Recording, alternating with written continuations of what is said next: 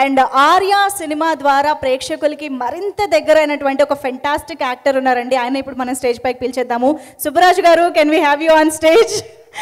ఆర్య సినిమాలో ఆయన చేసిన రోల్కి ఎంత బాగా గుర్తుండిపోయారంటే ప్రేక్షకులందరికీ ఒకే ఒక ఎక్స్ప్రెషన్ అండి, ఇలా ఇలా చేయి పెట్టుకుంటారు చూసారా, అది అసలు ఐకానిక్ అని చెప్పాలి.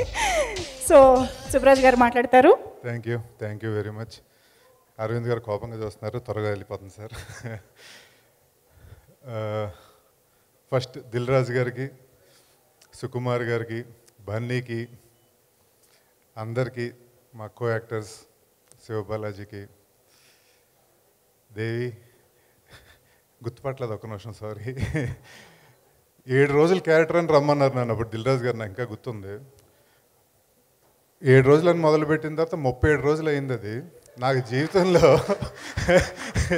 ఇండస్ట్రీకి వచ్చిన కొత్తగా వచ్చిన యాక్టర్ని నాకు ఓహో ఇండస్ట్రీ అంటే ఇలా ఉంటుంది, సినిమాలు అంటే ఇలా ఉంటాయి, షూట్స్ అంటే ఇలా ఉంటాయని అర్థం చేసి ఒక 37 కాదు ఒక 67 సంవత్సరాలు గుర్తుండిపోయే క్యారెక్టర్ ఇచ్చారు నాకు. Thank you very very much.